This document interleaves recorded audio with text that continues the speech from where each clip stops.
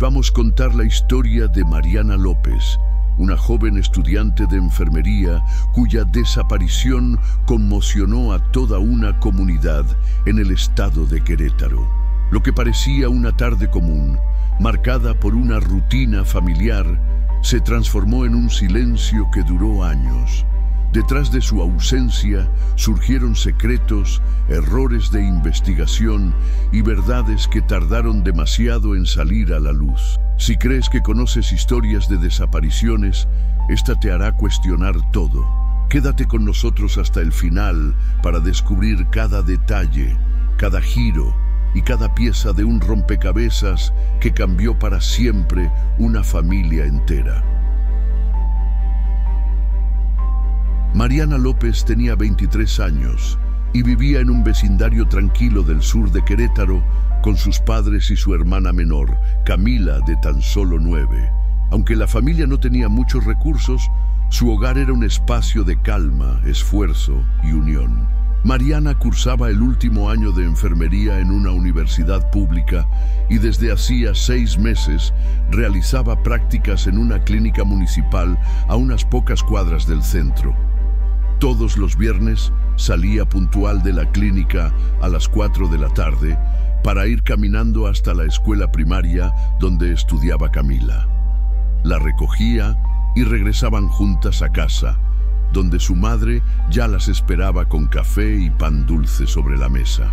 Era una costumbre tan establecida que, cuando un viernes ella no apareció, nadie supo cómo reaccionar. Ese 8 de agosto de 1997, Camila esperó en la banqueta de siempre, justo frente a la entrada de la escuela Benito Juárez. Las maestras comenzaron a cerrar las aulas y al ver que la niña seguía allí, una de ellas la llevó de regreso al interior del edificio y llamó a la casa. Doña Leticia, su madre, pensó en un contratiempo. Tal vez Mariana se había retrasado en la clínica, o tal vez alguien del hospital le había ofrecido llevarla en coche, pero cuando intentó llamar al centro médico, nadie contestó. Don Efraín, el padre, llegó poco después del trabajo y al enterarse de lo que estaba pasando, agarró las llaves del coche y salió a buscarla. Recorrió una y otra vez las calles que su hija solía transitar. Preguntó en tiendas, puestos de periódicos, tortillerías. Nadie había visto nada fuera de lo común. Esa noche el café quedó servido, intacto sobre la mesa. Camila se quedó dormida en la sala, esperando escuchar la llave girar en la puerta. Pero Mariana no regresó. A las 9 de la noche, doña Leticia insistió en ir a la comisaría. En la delegación de Santa Bárbara, les dijeron que no podían levantar una denuncia formal hasta pasadas 24 horas, salvo que hubiera indicios claros de un crimen. Les dieron un formulario y los invitaron a esperar un poco más. Pero los López sabían que algo no cuadraba. Mariana no era de las que se iban sin avisar. Ni siquiera tenía teléfono celular. Siempre cargaba una libreta con los números importantes anotados a mano, por si necesitaba hacer llamadas desde un teléfono público. Se fueron a dormir sin dormir. A la mañana siguiente, la angustia ya era otra.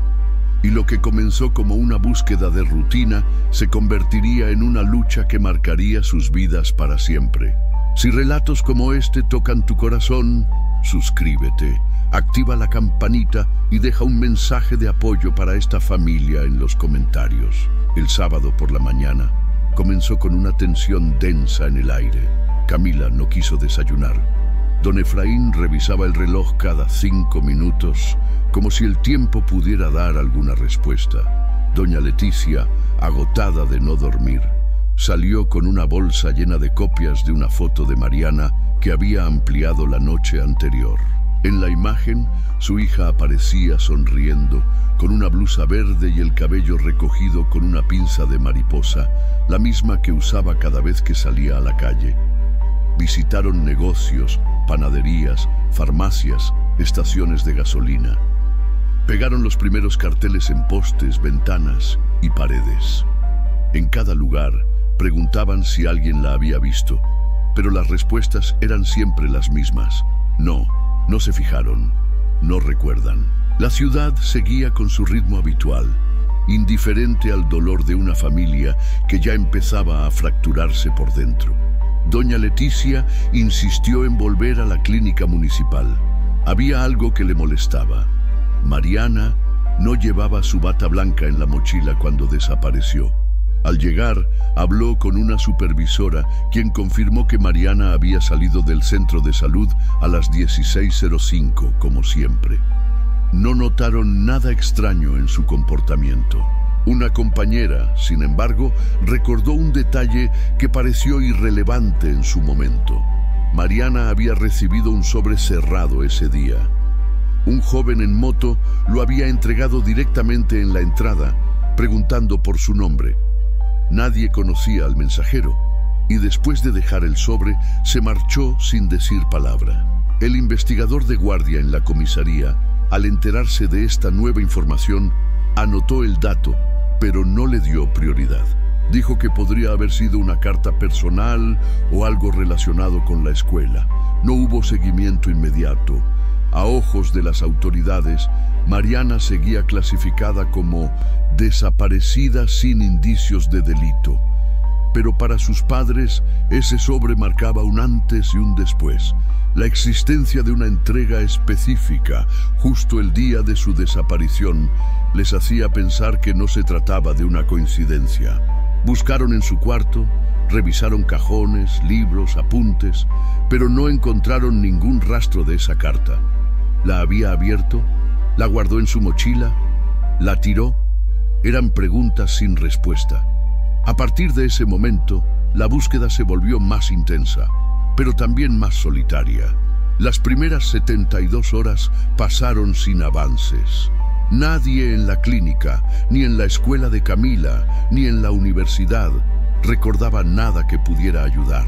El caso apenas fue mencionado en una columna del periódico local, sin foto ni detalles, solo una línea. Joven estudiante no regresa a casa tras recoger a su hermana. Mientras la ciudad olvidaba, los López seguían colocando afiches, día tras día, calle tras calle, y si ya estás aquí, no te vayas, quédate hasta el final, porque esta historia tiene giros que nadie imaginó y una verdad que tardó años en salir a la superficie. El lunes, cuando las aulas reanudaron y los pasillos de la clínica volvieron a llenarse de estudiantes y pacientes, el vacío que dejó Mariana se hizo más evidente. Sus compañeras de prácticas, aunque afectadas, retomaron la rutina. Pero hubo algo que comenzó a inquietar a más de una persona. La historia del sobre entregado por aquel mensajero anónimo. Una enfermera mayor, llamada Clara, que llevaba años trabajando en el mismo centro, recordó con más precisión lo ocurrido. Dijo que aquel joven no vestía uniforme de empresa ni portaba credencial visible. Iba en moto negra, sin placa delantera, y llevaba una mochila cruzada. Al preguntarle de dónde venía, respondió secamente que solo estaba cumpliendo con una entrega puntual. Cuando Mariana recibió el sobre, según Clara, su expresión cambió. No parecía contenta, ni asustada, pero sí tensa. Se alejó para leer el contenido en privado y no comentó nada con nadie. La existencia del sobre no constaba en ninguna parte oficial. El centro no tenía cámaras funcionando en la entrada y nadie más tomó nota de la visita. Fue un detalle que pareció escapar a todos, excepto a doña Leticia. Esa misma tarde volvió a la comisaría y pidió hablar directamente con el agente Emiliano Duarte, quien había mostrado más disposición que los demás. Le entregó una carta escrita a mano por ella misma, donde exigía que se investigara esa pista. Emiliano, aunque sin muchos recursos ni respaldo de sus superiores, comenzó a hacer preguntas por su cuenta. Buscó en las mensajerías del barrio, interrogó a repartidores y verificó si alguna empresa de paquetería había asignado un servicio para el centro de salud ese día. Nada coincidía. Era como si el mensajero hubiera salido de la nada. Emiliano decidió entonces cambiar el enfoque. Si el sobre no aparecía, tal vez el contenido había sido relevante. Visitó de nuevo la casa de los López y revisó con ellos cada uno de los espacios donde Mariana solía guardar cosas. Fue entonces cuando, en el interior de una vieja libreta, encontraron una hoja arrancada. Las marcas del desprendimiento eran recientes. Era un cuaderno donde Mariana anotaba gastos, recordatorios, tareas pendientes. Y en una página anterior había algo subrayado: hablar con él antes del viernes. No había nombre ni explicación, solo esa frase en mayúsculas. Esa nota abrió una nueva hipótesis. ¿Quién era él? ¿Tenía relación con la entrega del sobre? ¿Era alguien de la clínica, de la universidad, del pasado? Emiliano empezó a hacer una lista. Revisó los números frecuentes en la agenda de Mariana. Visitó la universidad, preguntó a profesores, compañeros, personal administrativo. Muchos la recordaban como alguien tranquila, enfocada, sin conflictos. Pero una compañera, Renata, recordó un detalle inquietante. Semanas antes, Mariana había tenido una discusión breve pero intensa con un profesor de prácticas. No lo denunció, pero pareció afectada. Ese nombre, que había pasado desapercibido en los primeros días, pronto se transformaría en el foco principal de la investigación. El nombre del profesor que Renata mencionó era Esteban Rivas. Tenía 39 años, era licenciado en Ciencias Médicas y trabajaba como instructor clínico desde hacía 4 años. Aparentemente reservado, nunca había sido formalmente acusado de mala conducta, pero entre murmullos, varias estudiantes aseguraban que sus comentarios eran a menudo inapropiados. Mariana, según Renata, había evitado trabajar con él durante las últimas semanas de prácticas. El agente Emiliano decidió citarlo de inmediato. La primera entrevista se realizó en la comisaría de Santa Bárbara, en una sala discreta. Esteban llegó solo, bien vestido, tranquilo. Dijo conocer a Mariana apenas como una más de las pasantes. Aseguró no haber tenido trato cercano con ella y negó rotundamente haber discutido con la joven. Afirmó que el día de su desaparición se encontraba fuera de la ciudad, visitando a sus suegros en Celaya. Sin embargo, su declaración pronto se desmoronó. Cuando Emiliano intentó verificar la coartada, la esposa de Esteban, Irene, ofreció una versión completamente distinta. No solo desmintió el viaje, sino que confesó que su matrimonio pasaba por una crisis. Ese viernes en cuestión, Esteban salió de casa cerca de las 4 de la tarde, alegando que tenía que resolver un asunto personal. Volvió al anochecer, nervioso y callado, y se encerró en el baño durante casi 1 hora. El investigador también descubrió que Esteban poseía una motocicleta negra sin placas delanteras, la misma descripción dada por Clara, la enfermera de la clínica. Era un modelo común, pero el detalle del casco negro con visera oscura llamó la atención. Emiliano solicitó revisar el vehículo, pero ya no lo tenía. Había sido vendido poco después del 10 de agosto, apenas 2 días después del último avistamiento de Mariana. La transacción fue informal. El nuevo propietario era un mecánico llamado Sergio Andrade, del barrio Las Lomas. Cuando Emiliano lo visitó, Sergio recordó que había comprado la moto a bajo precio y que el vendedor tenía prisa por cerrar el trato. Contó además que al revisar el casco, encontró manchas oscuras en el acolchado interior. Las limpió sin pensarlo mucho, pero aún conservaba el casco viejo en el taller. El casco fue enviado al laboratorio forense de Querétaro. Los primeros resultados revelaron rastros biológicos. Las muestras fueron comparadas con elementos personales de Mariana y se confirmó. El material genético coincidía. Era sangre. Esa fue la primera evidencia física concreta que conectaba a Mariana con Esteban.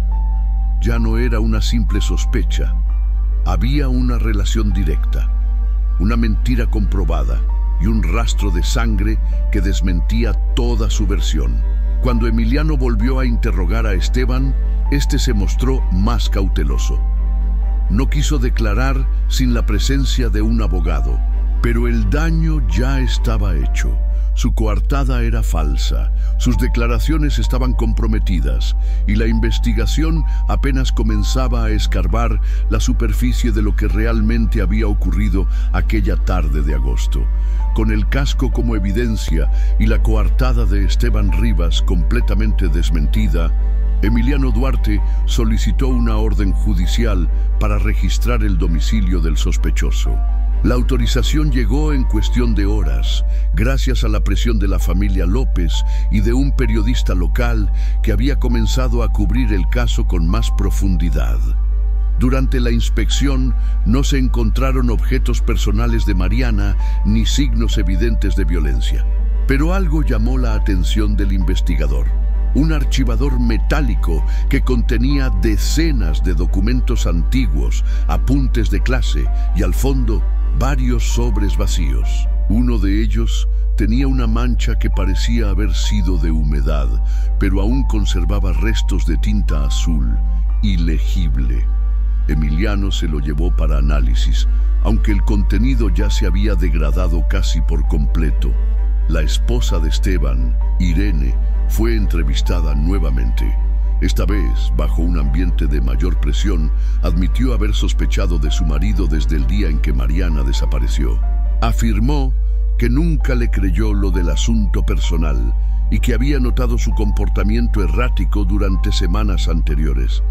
También reveló que Mariana había asistido un par de veces a su casa en el contexto de actividades académicas, algo que Esteban había ocultado a la policía. Ese dato cambió el enfoque. Emiliano volvió a consultar los registros telefónicos de Esteban, obtenidos por orden judicial. Allí encontró llamadas repetidas a una cabina pública situada a escasos metros de la escuela primaria Benito Juárez, el lugar donde Mariana debía recoger a Camila aquel viernes. Las llamadas fueron hechas entre las 15:40 y las 16:00, el mismo margen de tiempo en que Mariana habría recibido el sobre en la clínica. Fue entonces cuando Emiliano decidió revisar una vez más las pertenencias de Mariana, ahora con la ayuda de un perito especializado en documentos y trazos. En su habitación, dentro de una caja con objetos de uso cotidiano, había una pequeña libreta con anotaciones sueltas. Entre listas de compras, apuntes de clases y recordatorios, había una página que decía: "No dejar que me calle. Si algo pasa, fue él".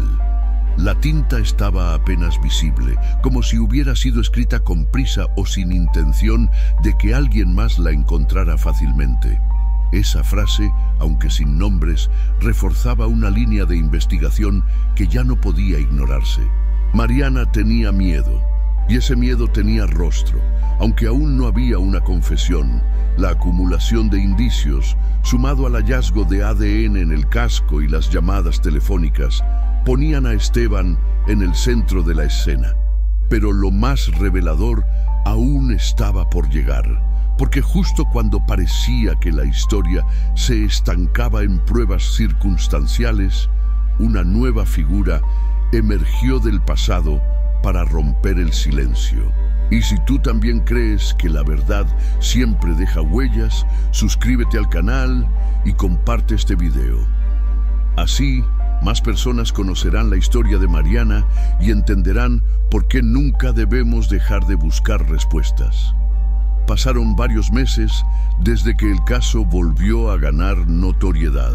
Mientras la familia de Mariana seguía sumida en una espera dolorosa y la opinión pública comenzaba a presionar por respuestas, una llamada anónima llegó a la comisaría de Santa Bárbara una mañana de noviembre de 1999. El hombre que llamaba se identificó como Hugo Molina.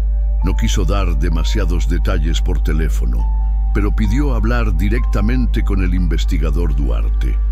Dijo que tenía información que por miedo había guardado en silencio durante más de 2 años. Emiliano acordó encontrarse con él en una cafetería discreta, lejos de miradas curiosas.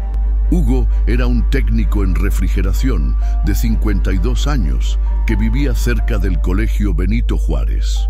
Contó que el día de la desaparición de Mariana, él se encontraba reparando una nevera en una tienda de abarrotes situada justo en la esquina de la calle lateral donde estaba la escuela. Alrededor de las 16:20 dijo haber visto a una joven muy parecida a la que aparecía en los carteles, delgada, con mochila azul y cabello recogido, subida en la parte trasera de una motocicleta negra. Lo que más lo impactó no fue la moto, sino la actitud del conductor.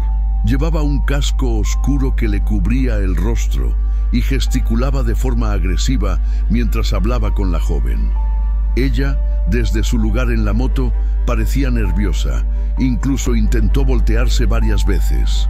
En un momento, según Hugo, trató de bajarse, pero el conductor arrancó de inmediato con un brusco acelerón. Cuando Hugo vio las noticias días después y reconoció a la joven, sintió una punzada en el estómago, pero no dijo nada. Tenía miedo. Dijo haber tenido problemas con la justicia en su juventud y temía no ser tomado en serio, o peor aún, verse implicado. Pero al ver el caso nuevamente en la televisión y enterarse de que había un sospechoso bajo investigación, decidió que no podía seguir callando. Emiliano tomó nota de cada palabra y con autorización trasladó a Hugo a la comisaría para levantar una declaración formal. No solo coincidía la descripción de la motocicleta con la de Esteban Rivas, sino también el horario y el comportamiento del conductor. Era la primera vez que alguien afirmaba haber visto a Mariana con vida tras salir de la clínica. Con esta nueva pieza, el rompecabezas comenzaba a tomar forma. Emiliano solicitó al juez reabrir las diligencias y pidió autorización para inspeccionar el domicilio de la suegra de Esteban, doña Ernestina, quien vivía a pocas cuadras de la escuela y cuya casa, según registros municipales, había sido recientemente remodelada en el patio trasero. Lo que encontraron allí superaría cualquier expectativa. La autorización judicial para inspeccionar el terreno de doña Ernestina llegó una semana después del testimonio de Hugo Molina. La solicitud se fundamentaba en el hecho de que Esteban Rivas había sido visto cerca de esa casa en varias ocasiones poco antes del día de la desaparición de Mariana. Además, las remodelaciones recientes levantaban sospechas, ya que incluían movimientos de tierra en un sector del patio que nunca había sido intervenido antes.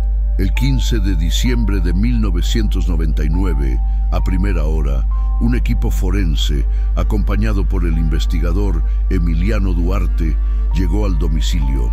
Doña Ernestina, sorprendida y visiblemente alterada, permitió el ingreso, aunque insistía en que no entendía el motivo de la visita. La revisión comenzó por el fondo del terreno, donde un área recién cubierta con cemento aún mostraba marcas frescas de obra. Tras obtener una autorización adicional, los peritos rompieron el piso con maquinaria manual.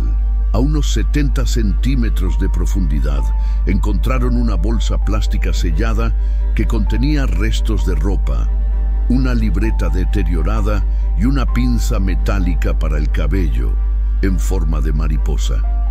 La misma que aparecía en la foto del cartel de búsqueda de Mariana. El silencio en ese momento fue absoluto. Las piezas fueron retiradas con extremo cuidado y llevadas al laboratorio. En la libreta aún se alcanzaban a leer algunas palabras, entre ellas una página con un párrafo sin firma que decía: «Si algo me pasa, fue porque no quise callar». Doña Ernestina fue llevada a declarar. Al principio, negó tener conocimiento de lo hallado, pero al ser confrontada con las pruebas y el registro de visitas de su yerno, su expresión cambió. Finalmente, confesó que el día de la desaparición, Esteban llegó a su casa a media tarde, sudando y con la camiseta manchada. Dijo que necesitaba esconder unas cosas por unos días. Le pidió una pala y bolsas. Ella no preguntó más. Dijo que tuvo miedo de lo que podía descubrir si lo hacía. La confesión de la suegra, sumada a los objetos encontrados y al testimonio del testigo, consolidaron el caso contra Esteban Rivas. El informe forense determinó que los rastros biológicos en la ropa y en la pinza coincidían con el perfil genético de Mariana. Aunque aún no se encontraba el cuerpo, las evidencias eran lo suficientemente sólidas para acusarlo de desaparición forzada, agresión agravada y ocultamiento de pruebas. Esteban fue detenido esa misma noche en su domicilio mientras cenaba con su esposa. Al ser esposado, solo repitió una frase: «Yo nunca quise hacerle daño». Pero ya era tarde para justificarse. La verdad había comenzado a salir a la luz, no por voluntad propia, sino por las grietas que dejó su mentira. Tras la detención de Esteban Rivas, la Fiscalía ordenó ampliar las excavaciones en el terreno de doña Ernestina. Los peritos querían asegurarse de que no quedara ningún otro elemento enterrado en el patio. En la segunda jornada de inspección, al remover una zona más cercana al viejo limonero, los perros de rastreo marcaron con insistencia un punto específico. Era una esquina sombría, justo al lado de un pequeño cobertizo donde se almacenaban herramientas. Con cautela, comenzaron a excavar a mano. A unos 90 centímetros de profundidad, los forenses encontraron restos óseos humanos. Estaban envueltos en una lona azul, amarrada con cinta aislante, parcialmente descompuesta por la humedad del terreno. Junto a los huesos había restos de una pulsera de cuentas verdes idéntica a la que Camila, la hermana de Mariana, recordaba haberle regalado en su cumpleaños número 23. El impacto fue devastador. Emiliano Duarte se encargó personalmente de comunicar la noticia a los padres de Mariana. La confirmación oficial, sin embargo, tardó semanas. El análisis de ADN, comparado con muestras de doña Leticia y don Efraín, arrojó un resultado indiscutible. Los restos pertenecían a Mariana López. Doña Ernestina fue llevada nuevamente a declarar. En un estado de visible conmoción, narró con voz entrecortada que la noche de los hechos escuchó ruidos extraños en el patio, pero no se atrevió a salir. A la mañana siguiente, Esteban le pidió que no tocara esa parte del jardín porque iba a nivelar la tierra para poner una barda. Con el paso del tiempo, ella eligió el silencio, convencida de que guardar lo que sabía la protegería del escándalo. Pero ese silencio, con los años, se convirtió en una carga insoportable. La noticia del hallazgo recorrió toda Querétaro. Medios locales y nacionales cubrieron el caso. La comunidad universitaria, donde Mariana estudiaba, organizó una vigilia con velas frente al edificio principal.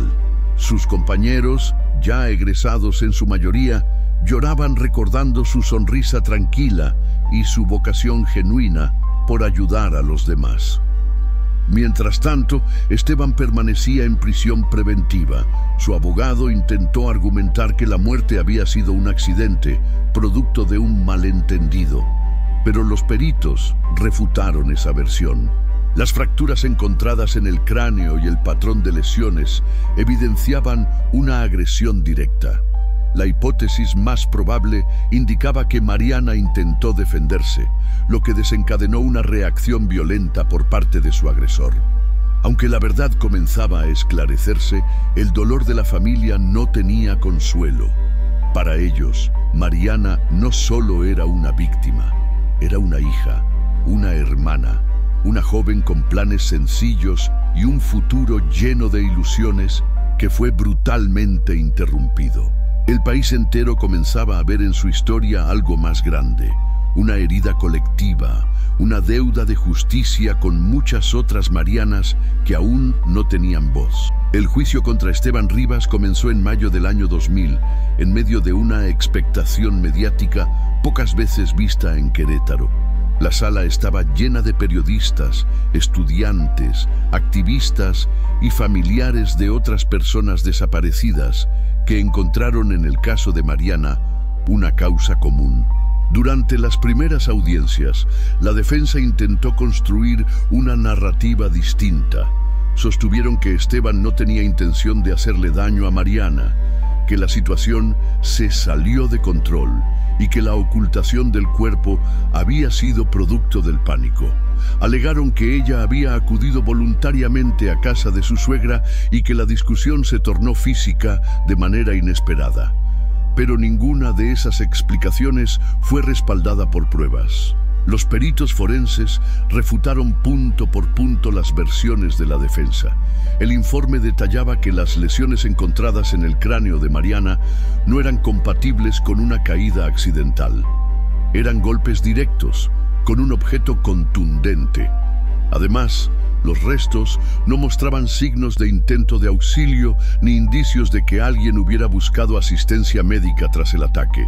La Fiscalía, por su parte, presentó una línea cronológica que comenzaba con el sobre entregado en la clínica, pasaba por las llamadas desde la cabina telefónica y culminaba con la evidencia física hallada en el casco, la ropa enterrada y, finalmente, los restos óseos. Las piezas encajaban con precisión. Doña Leticia y don Efraín estuvieron presentes en todas las audiencias. La madre de Mariana lloró en silencio al escuchar los detalles del forense. Don Efraín, visiblemente más envejecido, permanecía rígido, con la mirada fija en Esteban, como si cada palabra pronunciada en esa sala fuera un peso más en su espalda. Camila, ya con 12 años, no asistió al juicio, pero escribió una carta que fue leída por su madre frente al jurado. En ella decía: «Solo quiero saber por qué. ¿Por qué alguien le haría esto a mi hermana? Ella no merecía desaparecer. Nadie lo merece». Tras 3 semanas de audiencias, el juez dictó sentencia. Esteban Rivas fue condenado a 30 años de prisión por homicidio agravado, ocultamiento de pruebas y manipulación de escena del crimen. No hubo apelación inmediata. La noticia recorrió el país. Para algunos fue un acto de justicia, para otros una condena tardía que no reparaba el daño hecho, pero para la familia López significó al menos una respuesta. Un cierre parcial a un dolor que no desaparecería nunca, pero que ya no estaba envuelto en incertidumbre. Y si alguna vez sentiste que el silencio es más dañino que la verdad, te invitamos a dejar un comentario contando qué opinas sobre este juicio. ¿Crees que fue suficiente? ¿O quedó algo pendiente? Tu voz también forma parte de esta historia. La vida para la familia López nunca volvió a ser la misma después del juicio. Aunque el caso había llegado a una resolución judicial, nada devolvía el tiempo perdido, los años de incertidumbre, ni la ausencia constante de Mariana en cada rincón de la casa. Doña Leticia se dedicó en cuerpo y alma a mantener viva la memoria de su hija. Convirtió su cuarto en un pequeño altar, la cama siempre tendida, los libros ordenados como ella los dejó, y una vela encendida todas las noches al pie de una fotografía donde Mariana sonreía bajo la luz de una tarde cualquiera. Jamás permitió que se pintaran esas paredes. Decía que el olor a su champú aún estaba ahí, escondido en las cortinas. Don Efraín, por su parte, envejeció de golpe. Se retiró del trabajo 2 años después del juicio, incapaz de concentrarse en tareas simples. Dedicaba las mañanas a caminar por el parque donde solía llevar a Mariana cuando era niña. Decía que así sentía que, de alguna manera, aún la acompañaba. Camila creció bajo una sombra difícil. A los 14 años, comenzó a escribir un diario donde relataba no solo sus recuerdos con su hermana, sino también el dolor de crecer con tantas preguntas sin respuesta. Ese hábito la acompañó hasta la adultez. A los 23 años, la misma edad que Mariana tenía cuando desapareció, Camila se graduó como psicóloga clínica. Su tesis se centró en el impacto psicológico de la desaparición forzada en familias de bajos recursos. Hoy trabaja en una organización que asiste a personas que atraviesan procesos similares, al que ella vivió. En 2011, doña Leticia falleció a causa de complicaciones cardíacas. Dicen que en sus últimos días, su mayor consuelo fue saber que Mariana había sido enterrada con dignidad y que su verdad, aunque tardía, había sido escuchada. En su tumba, la familia colocó una placa doble, grabada con un mensaje que ella misma dejó escrito en una hoja suelta de su Biblia. Si no pudimos estar juntas en vida, que la tierra nos reciba lado a lado.